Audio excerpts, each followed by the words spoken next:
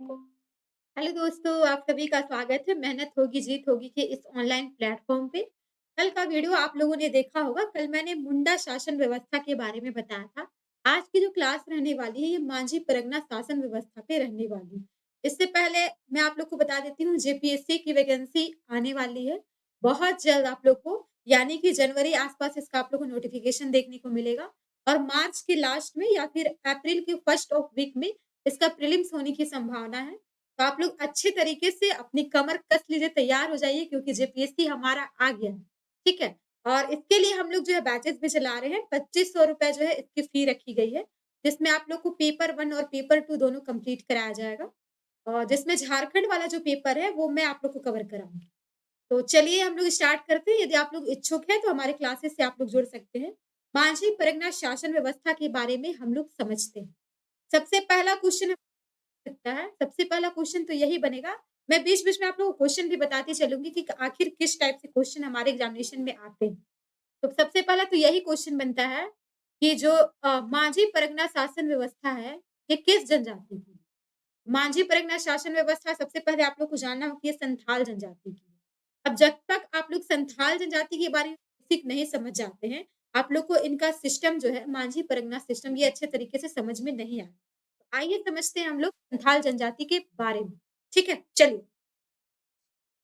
मैंने कुछ खाली स्लाइड लिया है, इसमें आप लोग देख लीजिए पहले। पहले संथाल जनजाति के बारे में थोड़ा-सा बेसिक समझ लीजिए, देन मैं इसके बारे में आप लोग को बताऊँगी। संथाल जनजाति आप लोग को पता होगा ये भारत की तीसरी, ठीक है? भारत जाति है। तीसरी सबसे बड़ी जनजाति है, ये भारत की होना चाहिए और पहली कौन है? फर्स्ट। फर्स्ट हमारा भील है, देन सेकंड हमारा गोंड है और ये दोनों क्वेश्चन 7th जेपीएससी ने पूछा है। 7th जेपीएससी में पूछा जा चुका है हमारा कि सबसे ज़्यादा पॉपुलेशन वाली जनजाति कौन-सी है? तो ये भील है और सेकंड हमारा गोंड है और संथाल जो है भारत की 3rd है। झारखंड का इसका। पहले थोड़ा-सा बेसिक समझिए कि ये कहाँ-कहाँ रहती है। ये तो हमारा झारखंड में रहती ही है। प्लस में ये हमारा पश्चिम बंगाल हो गया, पश्चिम बंगाल। उड़ीसा हो गया हमारा, उड़ीसा। छत्तीसगढ़ छत्तीसगढ़, देन बिहार में ये हमारा निवास करती है, ठीक है? अब झारखंड के संदर्भ में देखते हैं, तो झारखंड की ये पहली सबसे बड़ी जनजाति है। मतलब कि झारखंड में यदि कोई भी ट्राइब्स है, तो इसमें सबसे ज़्यादा पॉपुलेशन हमारा संथालों का ही है। तो झारखंड में जो हमारे संथाल जनजाति है ना, संथाल, तो संथाल जनजाति हमारा झारखंड में फर्स्ट पॉपुलेशन में सबसे ज़्यादा है। कितने परसेंट? 35% एप्रॉक्स जो हमारा संथाल जनजाति झारखंड में निवास करती है। अब इसका प्रजातीय समूह क्या है? तो प्रोटोस्टेलाइट, प्रोटो प्रोटोओस्टेलाइट जो है ना, ये हमारा इसका प्रजातीय समूह है, आप लोग को याद रखना है।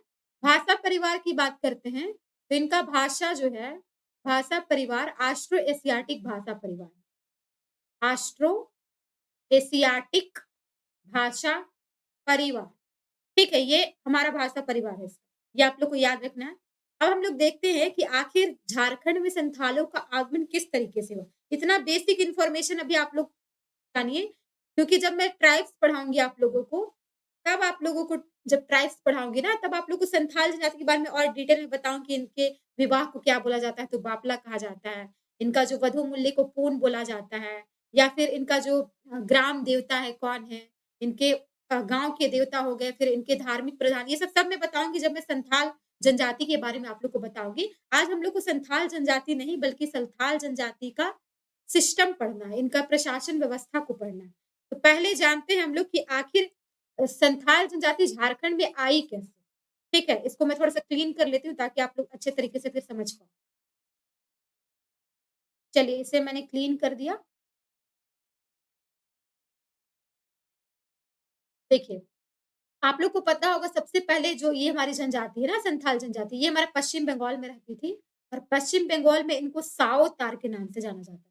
ठीक है? साओतार के नाम से। देन क्या हुआ ये झारखंड में, मान लीजिए ये हमारा झारखंड है, मैप इतना अच्छे तरीके से अभी मेरा ये पेन टैब पे नहीं बन पा रहा है, कॉपी में ठीक बन पाता है, लेकिन कोई बात नहीं आप लोग समझ जाइए बस, ठीक है? तो जो संथाल हजारीबाग, आप लोग को पता होगा यहाँ हमारा हजारीबाग डिस्ट्रिक्ट पड़ता है। तो हजारीबाग का हमारा था छह और चंपा, ठीक है? छह और चंपा, इसी प्लेस में संथाल जनजाति हमारा पहले आकर के निवास करती है। और ये जो हमारा इधर वाला इलाका है, जिसको अभी हम लोग क्या बोलते हैं, 5 प्रमंडल है ना हमारा झारखंड में। ये जो संथाल परगना है ना, संथाल परगना, संथाल परगना अब इसका नाम पड़ गया। पहले यहाँ पे संथाल जनजाति नहीं थी, अभी संथाल जनजाति वहाँ पे ज़्यादा पाई जाती है, इसलिए संथाल परगना उस प्रमंडल का, उस कमिश्नरी का नाम दिया गया। लेकिन पहले यहाँ के मूल वासी जो रहते थे ना, मूलवासी, पहले वहाँ के मूलवासी हमारे पहाड़िया जनजाति होती थी। ये हमारी पहाड़िया जनजाति होती थी, पहले वहाँ की मूल, ठीक है? लेकिन हुआ क्या, थोड़ा-सा बेसिक समझिए कि कैसे-कैसे संथाल परगना उसका नाम पड़ गया और कैसे संथालों की जनसंख्या झारखंड में बढ़ी। तो आप लोग को पता होगा 1765 में जब ईस्ट इंडिया कंपनी को हमारा बंगाल, बिहार और उड़ीसा पे जो दीवानी फौजदारी राइट्स मिला था, तो झारखंड में भी ये हमारा प्रवेश किए थे। तो उस दरमियान ये पूरा लगान वसूलते थे पूरे झारखंड में, लेकिन यहाँ के जो मूलवासी थे, संथाल परगना की मूलवासी जो पहाड़िया जनजाति थे, इनको ये अपने आधिपत्य में नहीं ले पाए थे। मतलब कि आप लोग को पता होगा जो आदिवासी होते हैं, वो खुद युद्ध वगैरह में स्वतंत्रता प्रेमी होते हैं, ये खुद माहिर होते हैं। तो पहाड़िया जनजाति को ना ये जो हमारे ब्रिटिशर्स थे, ये उनको पराजित नहीं कर पा रहे थे, मतलब कि उनसे वो नहीं सक पा रहे थे, ऐसा समझ सकते हैं। देन इन लोगों ने क्या किया, आप लोग को पता होगा कि जो ब्रिटिश है, वो भारत में या फिर झारखंड में कहीं पे भी उन्होंने फूट डालो और राज करो की नीति को अपनाई थी। मतलब कि 2 समुदाय के कोई लोग हैं, दोनों के बीच में आपस में लड़वा दो। जैसे कि आप लोग बंगाल विभाजन का भी एग्ज़ाम्पल देख सकते हैं।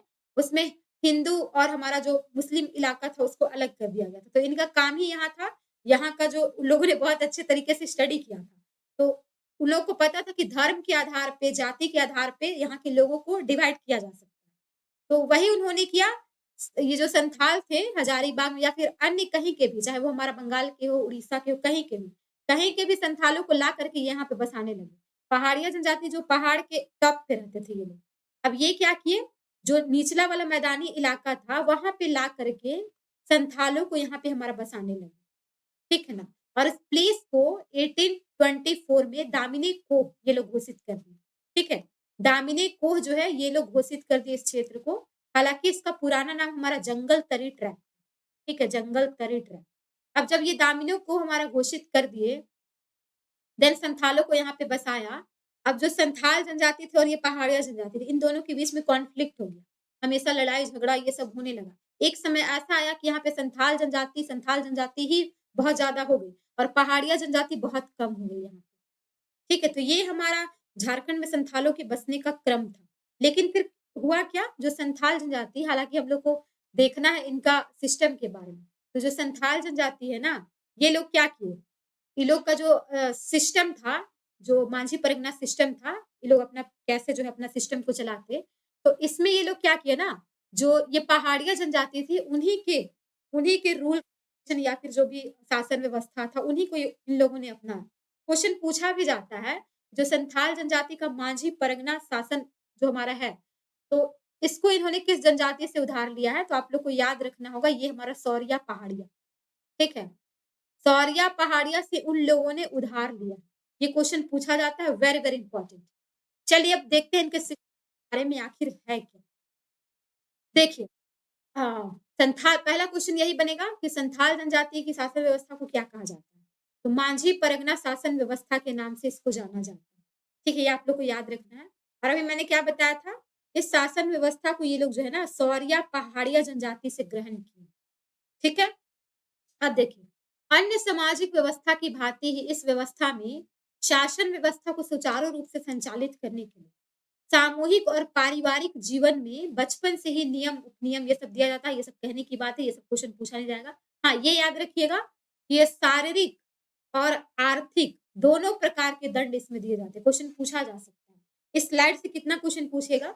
तो पहला तो पूछा जाएगा कि जो हमारा संथालों का जो शासन व्यवस्था है उसको किस नाम से जाना जाता है? जैसे मांझी परगना शासन व्यवस्था के नाम से जाना जाता है। दूसरा क्वेश्चन बन सकता है कि कोई भी अपराध करता है तो उसमें किस प्रकार का दंड दिया जाता है? तो शारीरिक दंड भी दिया जाता है। शारीरिक दंड मतलब क्या? समाज से बहिष्कार कर दो या फिर और कुछ तरीके के जो दंड होते हैं वो हो गया। और आर्थिक यानी कि आर्थिक दंड में जैसे कि पैसा जुर्माना वगैरह लगा दिए। तो ये सब दोनों तरह का दंड इसमें हमारा प्रचलित है। और फिर मैंने क्या बताया कि सौरिया पहाड़िया जनजाति से ये लोग जो है इसको ग्रहण किए। ठीक है, चलिए आगे बढ़ते हैं। देखिए इंग्लिश में भी लिखा हुआ है हमारा कि जो ये हमारा गवर्नेंस ये मांझी परगना सिस्टम ये है और आप लोग को इसमें पता होगा मैंने बता ही दिया कि इसमें जो हमारा पनिशमेंट दिया जाता है, वो हमारा फिज़िकल भी दिया जाता है और हमारा फाइनेंशियल भी दिया जाता है, दोनों तरह का दिया जाता है। और मैंने बताया था सौरिया पहाड़िया ट्राइब से इन लोगों ने लिया। चलिए अब कुछ हम लोग देखते हैं। इसका सबसे पहले आप लोग हायरार्की को समझिए, ठीक है? इसको मुझे थोड़ा-सा ये करना पड़ेगा, खाली स्लाइड मेरे पास एक ही है, ठीक है? इस वजह से इसे मुझे मिटाना पड़ेगा। चलिए समझते हैं अच्छे तरीके से, ठीक है? आप लोगों को अच्छे तरीके से इसको समझना होगा, पहले। कैसा इनका हायरार्की है, देन मैं जितने भी पोस्ट वगैरह है ना, उनके बारे में आप लोग को मैं बताऊँगी। जैसे कि देखिए, कल मैंने आप लोग को मुंडा जनजाति में बताया था, तो इसमें भी हमारा सबसे नीचे क्या होगा, ग्राम पंचायत होगा। सबसे नीचे हमारा ग्राम पंचायत होगा। कल मैंने बताया था मुंडा में क्या बताया था? कि पंचायत को ये लोग हातू बोलते हैं, पंचायत के हेड को हातू मुंडा बोलते हैं और पंचायत ये हम लोग ग्राम प्रधान को क्या बोलते हैं? तो मुंडा बोलते हैं। चलिए अभी उसको छोड़ा जाए, अभी यहाँ पे आ जाए, ठीक है? संथालों में। तो ग्राम पंचायत एक हमारा होता है, फिर इसके ऊपर का जो हमारा हायरार्की होता है लगभग 5 से 8 गाँव, 5 से 8 गाँव को मिला करके हमारा जो कि मंडल लेवल पे होता है। ठीक है? ये हमारा मंडल लेवल पे होता है। मोडे माझी या देश माझी बोला जाता है इसको। मोडे माझी या फिर देश माझी। ध्यानपूर्वक समझिएगा। मोडे माझी या फिर देश माझी के नाम से इसको हमारा जाना जाता है। देन इसके ऊपर हमारा 15 से 20 गाँव होता है। 15 से 20 गाँव। तो ये हमारा होता है परगना लेवल। परगना लेवल, ठीक है? और इसके हेड को क्या बोला जाता है? परगनैत बोला जाता है। परगनैत, याद रखना है आप लोगों को। और मोडे माझी, देश माझी का हेड भी हमारा देश माझी ही होता है। नो डाउट इसमें कोई दिक्कत नहीं होगा आप लोगों को। और ग्राम पंचायत का हेड माझी होता है, मैं बताऊँगी अभी आगे चल कर के आप लोग को। तो ये हमारा हो गया 3 टायर ये भी। लेकिन याद रखना है कि इसके ऊपर ही होता है, जो लगभग 70 से 80 गाँव का होता है, जिसको क्या बोला जाता है? दिशुम परगना बोला जाता है। दिशुम परगना और इसके हेड को क्या बोलते हैं? दिशुम परगनैत।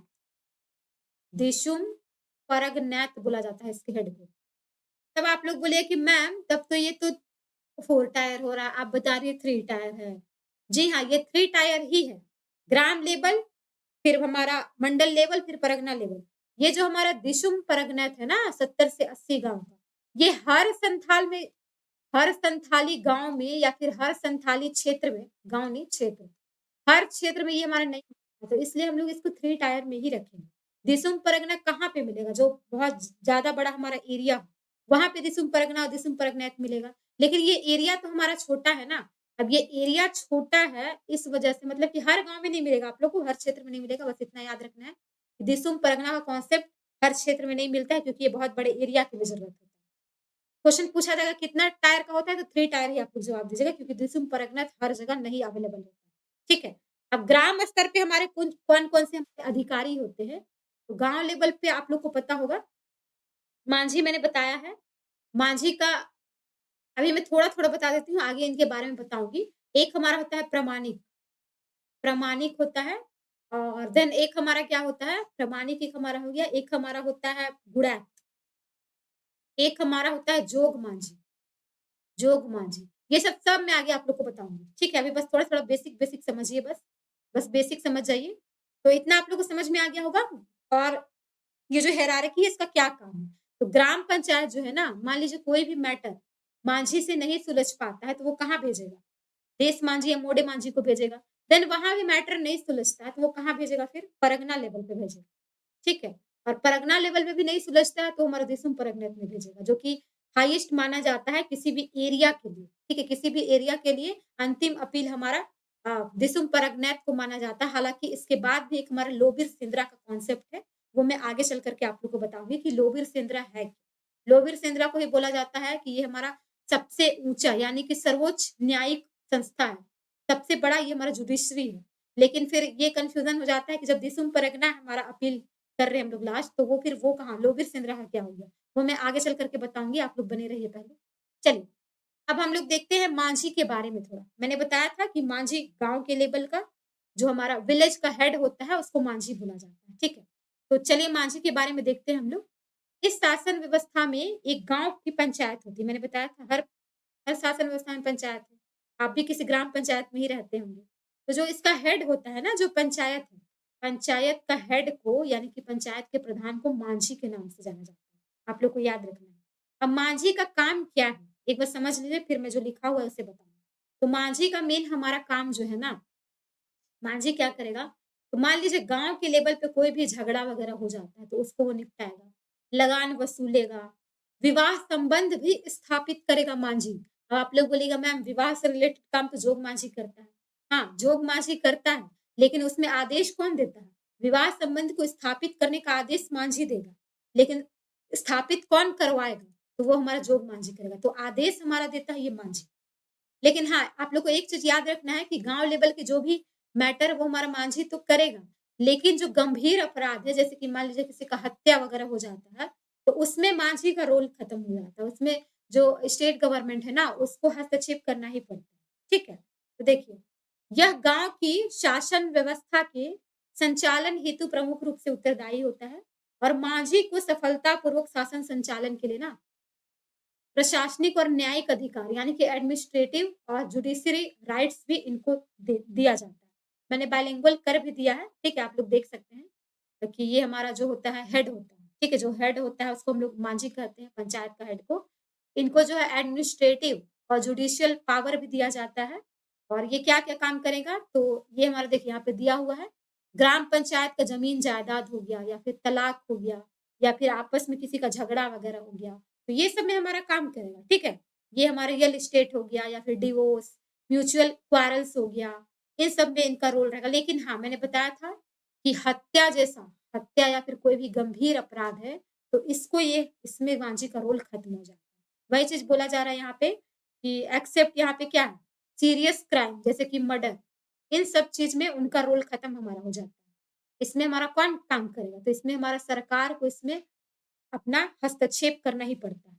ठीक है? यहाँ पे दिया हुआ है देखिए इसमें मैंडेटरी हो जाता है किसका? इसमें हमारा मैंडेटरी हो जाता है गवर्नमेंट का, ठीक है? स्टेट गवर्नमेंट का आप लोग को याद रखना है, ठीक है? अब देखिए मैंने बताया था मांझी को लगान वसूलने से लेकर के विवाह संबंध स्थापित कराता है ये हमारा विवाह संबंध स्थापित कराएगा। लेकिन विवाह से रिलेटेड और जो भी काम है ना, वो हमारा कौन करता है? तो वो हमारा जोग मांझी करता है। ठीक है? वो हमारा जोग मांझी करता है, आप लोग को याद रखना है। ठीक है? चलिए आगे बढ़ते हैं। अब प्रामाणिक के बारे में देख लेते हैं। प्रामाणिक हमारा ये अगला अधिकारी है, इसका क्या काम है? तो मान लीजिए हम लोग यहाँ कौन-सा कॉन्सेप्ट लगेगा? आप लोगों ने पॉलिटी पढ़ा होगा, ठीक है? पॉलिटी आप लोगों ने पढ़ा होगा। तो मान लीजिए प्रेसिडेंट प्रेसिडेंट अगर अ, एब्सेंट रहते हैं, तो उनके बदले में कौन काम करता है? वाइस प्रेसिडेंट करते हैं 6 महीने तक के लिए, मैक्सिमम 6 महीने तक के लिए। और अगर वाइस प्रेसिडेंट भी नहीं रहता है, तो फिर जो सुप्रीम कोर्ट के चीफ जस्टिस है, वो राष्ट्रपति का रोल निभाते हैं। तो ठीक वही रोल हमारा प्राणिक का है, प्राणिक या प्रामाणिक का। मांझी अगर किसी भी कारण से गाँव में नहीं है, तो उसका जो भी काम है वो किसको करना होगा? तो ये हमारा प्रामाणिक और प्राणिक को करना होगा। प्रामाणिक का 2 काम है, आप लोग को याद रखना है। एक तो हमारा है कि जब मांझी नहीं रहेगा, मांझी के एब्सेंस में ये काम करेगा। मांझी जब हमारा एब्सेंट है तब काम करेगा। दूसरा है कि कभी-कभी ये मांझी का जो भी काम है ना, मांझी के सहायक के रूप में भी हमारा काम करता है। इसलिए इसको प्रामाणिक को उप-मांझी भी कहा जाता है। ठीक है? इसलिए इसको उप-मांझी भी कहा जाता है। क्वेश्चन पूछा जाता है कि उप-मांझी किसे कहा जाता है? तो उप-मांझी हमारा प्राणिक को कहा जाता है। और आप लोग को याद रखना है कि किसी भी शासन व्यवस्था में ना फीमेल्स को कोई भी अधिकार नहीं दिया जाता है एक्सेप्ट एक को छोड़ के, उरांव। जो उरांव जनजाति है, जो पढ़ा शासन व्यवस्था है ना, उरांव जनजाति में हमारा जो है महिलाओं को अधिकार बस दिया जाता है, बाकी किसी भी जनजाति में नहीं दिया जाता, याद रखिए। तो देखिए यहीं पे लिखा हुआ है हमारा कि जब मांझी नहीं रहेगा, मांझी के एब्सेंस में उसके काम का संचालन जो है प्रामाणिक करता है। ठीक है? इसलिए इसको क्या बोला जाता है? इसलिए इसको उपमांझी भी कहा जाता है। ठीक है? देखिए, मांझी की अनुपस्थिति में उसके कार्यों का संचालन प्रामाणिक हमारा करता है, तो इसको उपमांझी इसलिए कहा जाता है और मांझी का सचिव, हालाँकि मांझी का सचिव हमारा गुणैत होता है या गुणायत होता है। लेकिन कभी-कभी ये हमारा भूमिका निभा देता है, आप लोग को याद रखना है। हालाँकि इसका 2 मेन काम है, एक तो मांझी नहीं रहेगा तो वो काम करेगा और मांझी के कामों में सहायता प्रदान करेगा। ठीक है? अब देखिए मांझी का सचिव, यहाँ पे एक छूट गया है, ठीक है? यहाँ थोड़ा-सा टाइपिंग मिस्टेक हो गया, थोड़ा-सा आप लोग मैनेज कर लीजिए। मांझी का सचिव यहाँ पे एक हेडिंग होगा, इसको लिख लीजिए गुड़ैल, ठीक है? ये यहीं तक है, ठीक है? प्रामाणिक का काम यहीं तक है जहाँ तक मैं ये रेड कलर का कर रही हूँ ना, मार्क दे रही हूँ वहीं तक। उसके बाद हमारा गुड़ैत या फिर गुड़ाइत, गुड़ैत या फिर हमारा गुड़ाइत है, ठीक है? अब यहाँ से हम लोग को स्टार्ट करना है, गुड़ैत या फिर गुड़ाइत। ये अलग पोस्ट है, इसको समझिए। तो ये मांझी का सेक्रेटरी के रूप में गुड़ैत काम करता है हमारा, ठीक है? मांझी का सेक्रेटरी के रूप में ये हमारा गुड़ैत काम करता है। और इसका काम क्या है मेन? तो मैसेंजर के रूप में भी, यानी कि ये संदेश वाहक के रूप में भी काम करता है। एक तो मांझी का असिस्टेंट ये हमारा हो गया, गुड़ैत, और साथ ही साथ ये हमारा क्या करता है, कोई भी इन्फॉर्मेशन है उसको गाँव-गाँव तक पहुँचाने का काम ये मांझी के द्वारा ही, सॉरी, गुड़ैत के द्वारा ही हमारा किया जाता है। ठीक है? अब देखिए वहीं पे लिखा हुआ है हमारा, ग्रामीणों को किसी उत्सव, मान लीजिए कोई भी प्रोग्राम वगैरह हो रहा है, कोई भी फंक्शन वगैरह हो रहा है, तो इसका जानकारी पूरे गाँव में कौन पहुँचाएगा? तो ये हमारा गुड़ैत ही करेगा। ठीक है? ये आप लोग को याद रखना है। और लोगों को विभिन्न अवसरों पर एक स्थान पर एकत्रित, मान लीजिए कोई मेला वगैरह लगा है, चाहे कुछ भी लगा है, तो सबको बुला-बुला करके ये एकत्रित करने का काम भी ये हमारा मांझी का, सॉरी, गुड़ैत का ही होता है। ठीक है? और मैंने बताया कि ये हमारा मैसेंजर के रूप में, यानी कि गाँव के परिवार से रिलेटेड सूचनाओं सूचनाओं को भी एकत्रित करता है और सबको जारी भी करता है। ठीक है? चलिए आगे बढ़े। यही हमारे इंग्लिश में भी लिखा हुआ है, in Manjhi absence his affair surprised by प्रामाणिक, इज आल्सो कॉल्ड सब मांझी। ठीक है? इसको सब मांझी के रूप में भी जाना जाता है। और मैंने क्या बोला था कि मांझी का यहीं तक ये हमारा था, और मांझी का जो हमारा सचिव था गुड़ैत, गुड़ैत हमारा क्या था? यहाँ पे इसको लिख लीजिए, गुड़ैत या गुड़ाइत। तो सेक्रेटरी के रूप में ये हमारा गुड़ैत काम करता है। और अगर कोई भी फेस्टिवल वगैरह हो गया, कोई भी इवेंट्स हो गया, तो फिर गाँव के लोगों को सूचना देगा, बुलाएगा, सबको एकत्रित करेगा। ये सब काम हमारा गुड़ैत का या फिर गुड़ाइत का होता है। ठीक है? तो ये हमारा हो गया। अच्छा, एक चीज़ आप लोग याद और रखिएगा, ये प्रामाणिक के पास मैं बोलने भूल गई थी। जैसे कि मांझी के एब्सेंस में हमारा प्रामाणिक काम करेगा, लेकिन प्रामाणिक भी गायब रहा, तब कौन काम करेगा? ये बताइए। किन्हीं को पता है? जैसे कि मांझी नहीं है तो वो हमारा प्रामाणिक काम कर देगा, लेकिन प्रामाणिक भी नहीं रहेगा तब कौन काम करेगा? तब एक और व्यक्ति हमारा होता है हरकारा। इसको आप लोग नोट कर लीजिए, किसी भी बुक में नहीं मिलता है। तब ये काम हमारा हरकारा करता है। ठीक है? ये काम तब हमारा हरकारा करता है। ठीक है? आप लोग को याद रखना है। चलिए आगे बढ़ते हैं। अब एक पुरुष हमारा आता है जोग मांझी का। अब जोग मांझी कौन होता है? तो जोग मांझी हमारा मांझी का सहायक होता है। ठीक है? मांझी का सहायक के रूप में काम करता है। अभी हम लोगों ने पीछे भी क्या देखा था, कि जब प्राणिक मैंने देखा था कि जब मांझी नहीं रहेगा तो प्रामाणिक काम करेगा, लेकिन कभी-कभी वो मांझी के काम में सहायता भी प्रदान कर देता है। और सचिव आप लोग को पता ही होता है, सेक्रेटरी का क्या काम होता है? काम में सहायता करना। तो जोग मांझी जो है ना, मान लीजिए मांझी शासन व्यवस्था इसको सुचारू रूप से चलाने के लिए, यानी कि अच्छे तरीके से चलाने के लिए, मांझी की सहायता करने के लिए एक सहायक होता है, यानी कि असिस्टेंट होता है। ठीक है? असिस्टेंट होता है ये हमारा। ठीक है? तो ये आप लोग को याद रखना है कि जब जोग मांझी हमारा, मतलब कि मांझी जो रहेगा तो मांझी के कामों में हमारा सहायता प्रदान करता है जोग मांझी, और इसको जोग मांझी कहा जाता है। हालाँकि यही इसका काम नहीं है, इसका बहुत सारा काम है। ठीक है? जैसे कि हम मैंने क्या बताया, मांझी नहीं रहेगा तो प्रामाणिक करेगा, प्रामाणिक नहीं रहेगा तो हरकारा करेगा। और जो हमारा सचिव था, सेक्रेटरी था, वो हमारा कौन था? वो हमारा गुड़ैत था। लेकिन जोग मांझी भी असिस्टेंट के रूप में काम करता है, उसके सहायता के रूप में। और साथ ही साथ और इसका मेन काम क्या है? मेन काम है, जो गाँव है ना, किसी भी गाँव में जो यूथ होते हैं, यूथ का जो नैतिक आचरण, जो मोरल उनका ये होता है ना, नैतिक आचरण, जो हमारा क्या बोलते हैं उसको, मोरल जो बिहेवियर होता है, तो उसपे नज़र रखने का काम जोग मांझी का होता है। वही चीज़ दिया हुआ है अभी हमारा है कि जन्म या फिर विवाह से संबंधी कोई भी मैटर होता है, तो उस पर ये हमारा सलाह देने का काम करता है। ठीक है? साथ ही साथ ये हमारा विवाह संबंधी मामला, विवाह से रिलेटेड मैटर को भी ये हमारा सुलझाता है, तो आप लोग को ये याद रखना इम्पोर्टेंट है। ठीक है? कि मान लीजिए अ, और इसका क्या काम होता है मैं अच्छे तरीके से समझा देती हूँ। मान लीजिए कोई भी लड़की, ठीक है? कोई भी लड़की है, कुँवारी कन्या है, उसका विवाह से पहले ही गर्भ धारण हो जाता है। तो वो तो समाज के दृष्टिकोण से वो हमारा इलीगल है। तो वैसा अगर कंडीशन आता है तो उस लड़की को पहले क्या किया जाता है, सबसे पहले जोग माँझी के पास ले जाया जाता है, जोग माँझी को सूचित किया जाता है। अब वो जो कन्या होती है, उस कन्या को पूछा जाता है कि इस बच्चे का पिता का क्या नाम है? अगर वो बच्चा के पिते का सॉरी बच्चे के पिता का नाम बता देती है ना, तो फिर जो दोषी होता है, उनको विवाह करना मतलब उस लड़के को फिर उस लड़की से विवाह करना पड़ेगा और फिर जो भी उनसे संतान होगा ना, तो उस संतान का नाम जो है मांझी के गोत्र के आधार पे ही कर दिया जाएगा। लेकिन अगर वो लड़की है, जो कन्या है, वो अपने होने वाले बच्चे के पिता का नाम नहीं बता पाती है, तब फिर उसको क्या किया जाता है, जो उसके घर वाले हैं ना, दंड के रूप में उनको चावल, दाल, खस्सी ये सब उनको माँगा जाता है। तो उस दंड को क्या बोलते हैं, आप लोग को पता है? ये भी बुक में नहीं मिलेगा आप लोगों को। उस दंड को अतुसफ़ा बोला जाता है। हालाँकि मैं बाद में ही बताऊँगी, लेकिन मैं बता देती हूँ कि इस टाइप का कंडीशन होता है, तो जो लड़की के घरवालों पे दंड लगाया जाता है, उस दंड को अतुसफ़ा कहा जाता है। ठीक है? ये आप लोग को इतना याद रखना है। चलिए आगे बढ़ते हैं।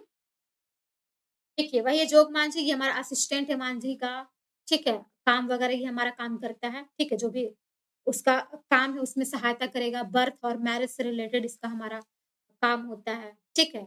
और जो मैरिज से रिलेटेड जो भी मामला है, उसपे हमारा फैसला कौन देता है? तो जोग मांझी ही देता है। ये आप लोग को याद रखना है, मैरिज से रिलेटेड कोई भी इश्यू या मैटर हो जाता है, तो वो हमारा जोग मांझी ही काम करेगा। अब देखिए, एक हमारा होता है जोग प्राणिक। अब जोग मांझी नहीं रहेगा, तब उसका काम कौन करेगा? जोग प्राणिक करेगा। आप लोगों को कन्फ्यूजन हो रहा होगा इतना-इतना पोस्ट जो खासकर नए लोग हैं। लेकिन ये इम्पोर्टेंट है इसलिए मैं बता रही हूँ। जब मांझी नहीं रहेगा तो प्रामाणिक करेगा, प्रामाणिक नहीं रहेगा तो हमारा हरकारक करेगा। और गुणाइक क्या करेगा? मांझी का असिस्टेंट के रूप में काम करेगा। लेकिन ये जोग मांझी अलग है। जोग मांझी भी एक तरीके से जो भी शासन व्यवस्था है उसको चलाने में इसकी महत्वपूर्ण भूमिका होती है। लेकिन जोग मांझी का मेन काम जो यूथ है उसके मोरल वैल्यू होता है, मोरल बिहेवियर होता है, उस पे नज़र रखना, बर्थ रिलेटेड, मैरिज रिलेटेड जो भी इश्यू होता है, तो उसपे हमारा जोग मांझी का अपना रोल होता है। ठीक है? ये आप लोग को याद रखना है। और वही मैंने बताया आप लोग को, जोग मांझी नहीं रहेगा तो उसके बदले हमारा जोग प्राणिक काम करेगा। कॉन्सेप्ट क्लियर हो गया होगा मुझे लगता है अब तक। आगे बढ़ते हैं। तो ये हम लोगों ने अभी गाँव के लेवल पे जितने भी हमारे अधिकारी होते हैं ना, उसको मैंने बता दिया आप लोग को। अब हमारा ऊपर का लेवल आता है, जैसे कि मोटे मांझी मैंने बताया ना, जैसे कि गाँव यहाँ पे मैंने बताया था आप लोग को। देख लीजिए, तब समझ में आएगा। जैसे कि गाँव का लेवल ये हमारा है ना, गाँव के लेवल पे कोई भी मैटर नहीं सुलझा तो ये मांझी के पास जाएगा। और मोटे मांझी का कुछ है नहीं, मोटे मांझी का यही काम है कि नीचे वाला जो भी मैटर आ रहा है उसको सुलझा, नहीं सुलझ रहा है तो ऊपर वाले परगना को भेज दो। यही इसका काम मोटे मांझी का और इसका हेड हमारा देश मांझी होता है जो लगभग 5 से 8 गाँव से मिल कर के बनता है। और इसमें कोई कॉन्सेप्ट नहीं इसलिए मैं कुछ नहीं बता रही हूँ। आगे का स्तर जो हमारा परगना है ठीक है चलिए। तो परगना इस व्यवस्था में 15 से 20 गाँव, मैंने बताया था अभी आप लोग को 15 से 20 गाँव हैं। इसको मिला कर के परगना बनाया जाता है जिसका प्रधान पुरगनायत नहीं होगा, ये हमारा परगनायत होगा। इसका जो हेड होता है इसको परगनायत कहा जाता है। ये जो है विभिन्न गाँवों के बीच विवादों का निपटारा करता है, ठीक है? विभिन्न जितने भी हमारे गाँव हैं, उसके बीच जो भी हमारा मैटर होता है ना, तो उसको निपटाने में ये हमारा परगनायत का काम होता है। इंग्लिश में भी डिस्प्यूट्स जो हमारे डिफरेंट विलेजेस हो गया या फिर सेटल्ड होगा, तो उनको निपटाने का ये हमारा काम करता है। और देश मांझी मैंने बता ही दिया 5 से 8 गाँव होते हैं और ये हमारा परगनायत का एक तरीके से सहायक के रूप में ये हमारा काम है। क्वेश्चन पूछा जा सकता है कि देश मांझी किसके सहायक के रूप में काम करता है? किसके कामों में सहायता प्रदान करता है? तो ये हमारा परगनायत हो जाएगा। कैसे सहायता कर रहा है? कोई मैटर इसका नहीं सुलझा तो अपने ऊपर वाले को भेज दिया। बस इसका यही रोल है और कुछ नहीं।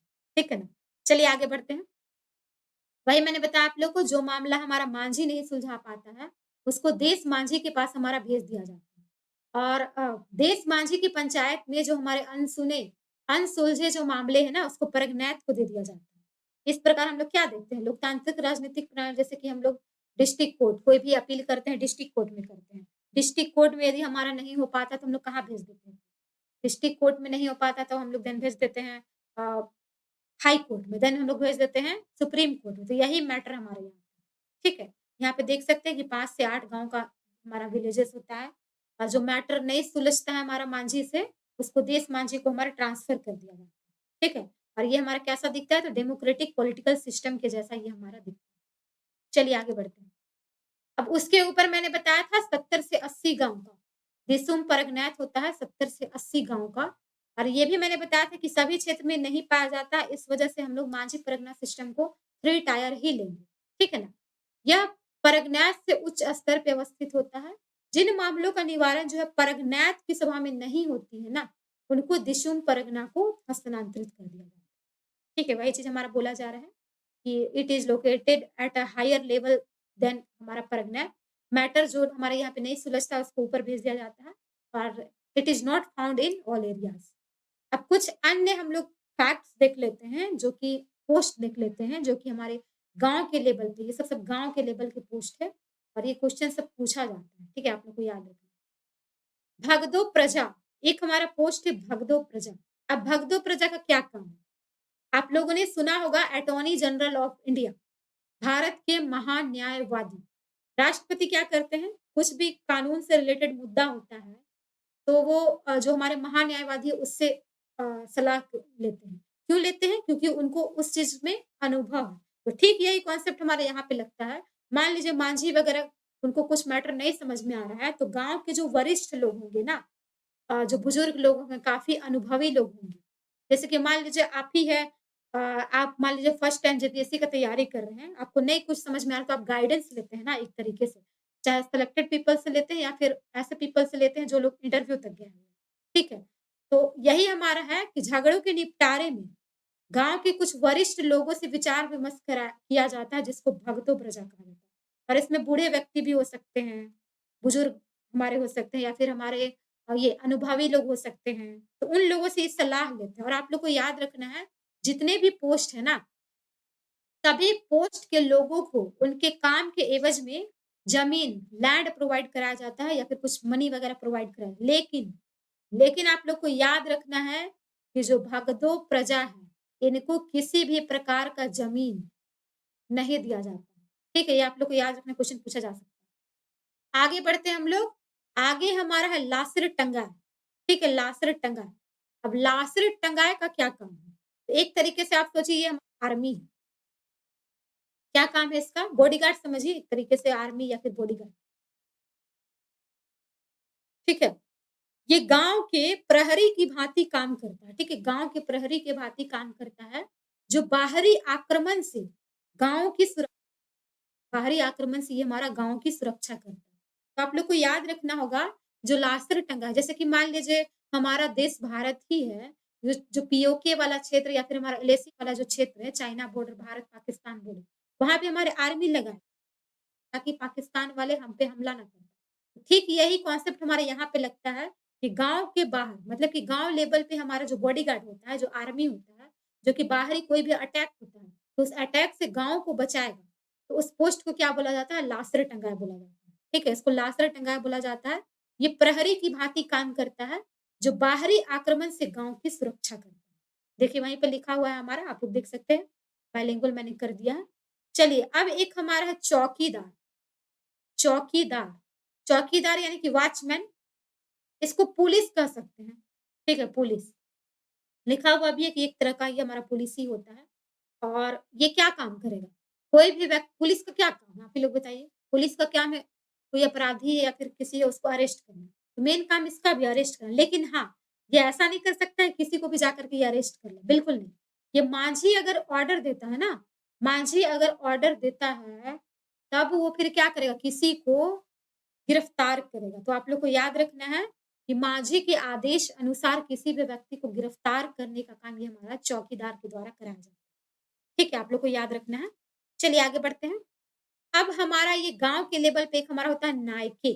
सब गाँव के लेवल के अधिकारी आप लोग को समझना होगा। तो जो रिलीजियस हेड होता है, देखिए यहाँ पे लिखा हुआ भी है रिलीजियस हेड यानी कि धार्मिक प्रधान, ये हमारा नायके कहलाता है, ठीक है? गाँव का धार्मिक प्रधान हमारा नायके कहलाता है। अब नायके का क्या काम है? तो नायके का जो काम है मान लीजिए रिलीजियस कोई भी कोई अपराध करता है, कोई भी गलती कर देता है, तो इस पे फैसला हमारा नायके कराएगा, ठीक है? और नायके हमारा पूजा-पाठ ये सब से रिलेटेड चीज़ों को भी देखता है।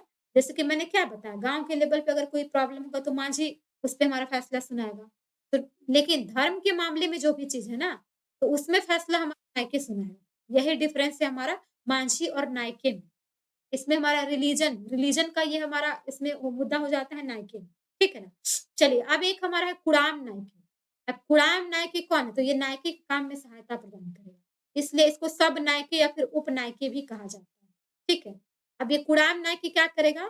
तो गाँव है ना, उसको ये पूजा-पाठ कराता है और साथ ही साथ जो बलि अनुष्ठान वाली पूजा होती है, बलि अनुष्ठान ये जो पूजा होती है ना, तो इसमें हमारा कुड़ाम नायके की काफ़ी भूमिका हो जाती है। तो याद रखना आप लोग को कि कुड़ाम नायके हमारा उपनायके की भाँति काम करता है और गाँव से बाहर जो भी देवी-देवता है, उनको उनका पूजा-पाठ संपन्न कराने का काम हमारा कुड़ाम नायके के द्वारा किया जाता है। चलिए आगे बढ़ते हैं। अब कुछ-कुछ हमारा जो दंड है, पेनाल्टी है, उसको देख लेते हैं, ठीक है? अब इसको आप लोग काट लीजिएगा, 5 से 150 ये नहीं होगा। आप लोग को सब बुक में यही देखने को मिलेगा, लेकिन बीए का बुक या फिर जो ऑथेंटिक बुक है, जैसे कि उड़ान वगैरह में ये दिया हुआ है, तो उड़ान गाइड है, कोई वो ऑथेंटिक बुक नहीं है। जो करेला दंड होता है ना, वो ₹1.5 से ₹5 होता है, यही आप लोग को याद रखना है, ठीक है? तो जो करेला दंड होता है, ये हमारा सबसे हल्का दंड होता है, जिसमें अपराधी से कितना रुपया लिया जाता है? 1.5 से ₹5 ही लिया जाता है। ठीक है, ये आप लोग को याद रखना है। 3 तरह का दंड होता है इनमें। एक मैंने स्टार्टिंग में आप लोग को अतुसफ़ा बताया था।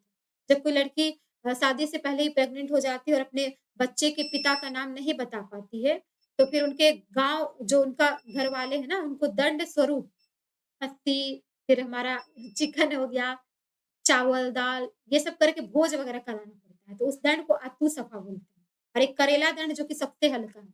सबसे टफ़ेस्ट दंड, जिसको सबसे कठोर दंड माना जाता है, ये हमारा है बिटलाहा। ये हमारा क्या है? बिटलाहा।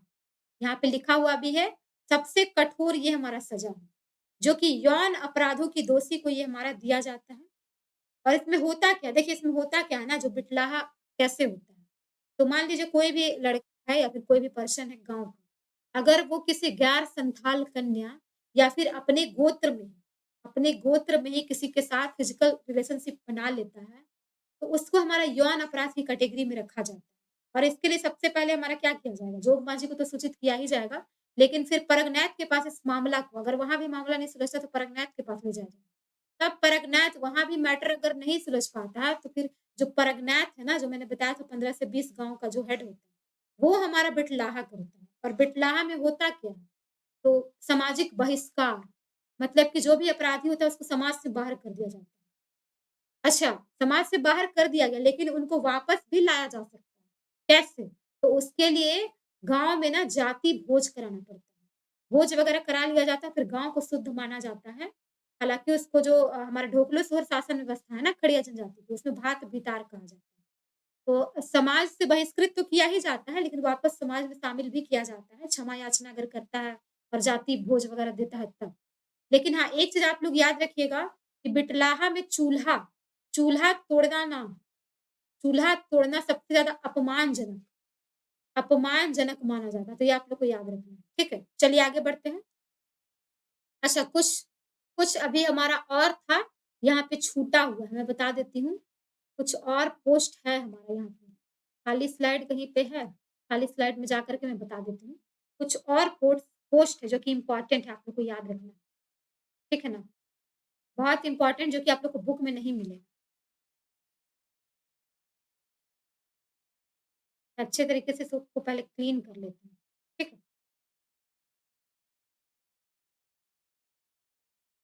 चलिए, देखिए एक हमारा पोस्ट होता है सेंद्रा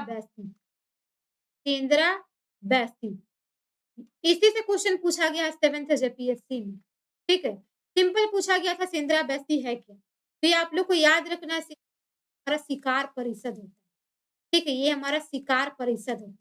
तो इतना तो आप लोग को बुक में मिल जाएगा, लेकिन इससे आगे की चीज़ जो मैं बता रही हूँ आप लोग को बुक में नहीं मिलेगा। इसका जो हेड होता है ना, इसके हेड को देहरी कहा जाता है, देहरी। और इसका जो बैठक है, इसका बैठक साल में मतलब कि प्रत्येक साल होता है, मतलब कि साल में 1 बार, वर्ष में 1 बार ज़रूर होता है इसका बैठक। ये आप लोग को याद रखना है। शिकार परिषद और इसमें क्या होता है शिकार से रिलेटेड जो भी हमारा मैनेजमेंट वगैरह है, ये सब हमारा ये हमारा सिंद्रा बैसी ही देखता है। फिर अगला एक हमारा है लोबिर सिंद्रा, ठीक है? अगला एक हमारा है लोबिर सिंद्रा। ये भी काफ़ी इम्पोर्टेंट है, लोबिर सिंद्रा। जैसा कि मैंने आप लोग को बताया था, लोबिर सिंद्रा मैंने क्या बताया था? कि ये हमारा सर्वोच्च न्यायिक संस्था है, यानी कि हमारा जो सबसे ऊपर का जो जुडिशियरी है ना, वही हमारा है, ठीक है? सर्वोच्च न्यायिक संस्था ये हमारा है, आप लोग को याद रखना है। अब देखिए, अब आप लोग मैं वही बोल रही थी कि आप लोग तो पढ़े हैं कि सबसे ऊपर अपील हम लोग कर सकते हैं दिसुम परगनैत के पास। तो ये फिर लोबिर सिंद्रा ये कैसे सर्वोच्च न्यायालय हो गया? ये हमारा सुप्रीम कोर्ट है, समझिए। तो इसको आप लोग को ना कैसे समझना होगा मैं बता देती हूँ। पहले इतना जान जाइए कि जो लोबिर सिंद्रा है इसका हेडक्वार्टर कहाँ पे पड़ता है? तो ये पश्चिम बंगाल का जो हमारा क्या बोलते हैं पुरुलिया डिस्ट्रिक्ट है ना पुरुलिया, पुरुलिया डिस्ट्रिक्ट का अयोध्या पहाड़, यहीं पे इसका हमारा हेडक्वार्टर है। आप लोग को इतना याद रखना होगा लोबीर सिंद्रा। अब होता क्या है इसमें ना, जैसे कि आप लोग देखे होंगे सुप्रीम कोर्ट दिल्ली में है। भारत में कुछ भी मैटर नहीं सुलझता है तो ला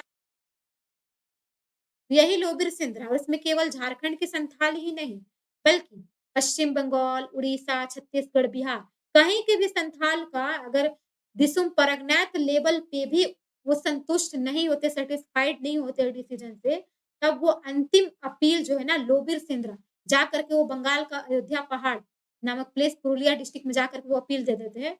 अब ये जो लोबीर सिंद्रा जो हमारा डिसीजन देगा ये डिसीजन सबको मानना पड़ेगा। जैसे सुप्रीम कोर्ट का डिसीजन सबको मानना होता है।